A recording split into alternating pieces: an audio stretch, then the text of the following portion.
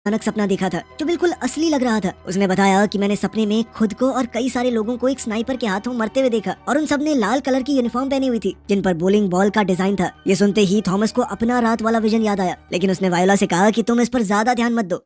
इसके बाद थॉमस ने उस सूट पहने आदमी का पीछा करना जारी रखा। असल में वो अपनी शक्ति का इस्तेमाल करके सुपर नेचुरल एनर्जी वाले लोगों को आसानी से ढूंढ सकता है। कुछ ही मिनटों में उसे फंगस बॉब शहर के बाहर एक सुनसान जगह पर अपने घर लौटता हुआ मिल गया और कुछ देर बाद जब वो घर से बाहर निकला तो थॉमस चुपके से उसके घर में घुस गया और उस जगह की अच्छे से जांच शुरू कर दी। अंदर उसे एक कमरे से बहुत ठंडी एनर्जी महसूस हुई और दरवाजे को पार करते ही उसे दीवार पर चमकती हुई एक रोशनी दिखी जैसे कोई पोर्टल हो। बिना सोचे थॉमस ने अपना हाथ उसमें डाला जिससे पोर्टल खुल गया और वो तुरंत छुपने की जगह ढूंढने लगा। मगर कुछ ही सेकंडों बाद कई बोडैक्स उस पोर्टल से निकल आए जिससे ये साफ हो गया कि ये घर सिर्फ एक दिखावा है जहाँ से ये क्रीचर आते जाते रहते हैं। उनके जाने के बाद थॉमस ने अपनी तलाश जारी रखी और उसे एक कमरा मिला जिसमें शहर के सबसे खतरनाक अपराधियों की फाइल्स रखी हुई थी। वहीं उसने बॉब के नाम की भी एक फाइल देखी जिसमें सिर्फ अगले दिन की तारीख वाला एक कैलेंडर पेज था, जिससे थॉमस को शक हो गया कि बॉब किसी बड़े कांड की प्लानिंग कर रहा है और इसी वजह से बोडैक्स उसमें इतना इंटरेस्ट ले रहे हैं। अब थॉमस फाइल्स को एनालाइज कर ही रहा था कि अचानक एक आदमी हथियार लेकर दरवाजे पर नॉक करता हुआ बॉब को बुलाने लगा। तब थॉमस खिड़की से भाग निकला, लेकिन फेंस की दूसरी तरफ दो कुत्तों को भौंकता देख वो चौंक गया। वो तुरंत छत पर चढ़ गया ताकि कोई उसे देख न ले। इधर वो रहस्यमय आदमी कुत्तों पर बंदूक तान कर उन्हें चुप रहने का हुक्म देने लगा। जैसे ही रास्ता साफ हुआ थॉमस वहाँ से निकलकर सीधा चीफ व्याट के घर पहुंचा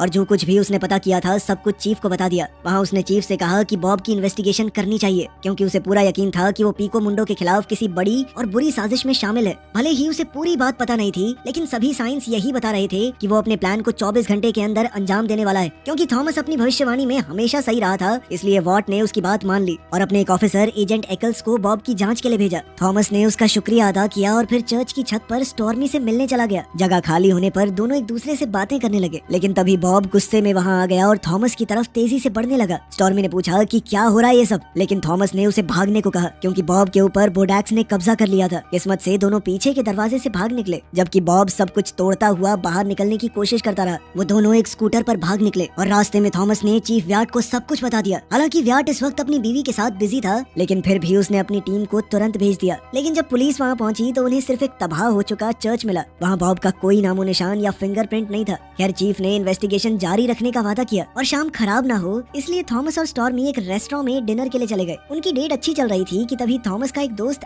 एजी वहाँ पर आया और बोला कि वो उसका ऑर्डर किया हुआ पैकेज लेकर आया है। पैकेज खोलने पर थॉमस ने एक नेकलेस देखा जिसमें आयरन प्लेट लगी हुई थी। ये उसने अपनी सुरक्षा के लिए बनवाया था क्योंकि अपने ही सपने में उसने खुद को छाती पर गोली लगते हुए देखा था।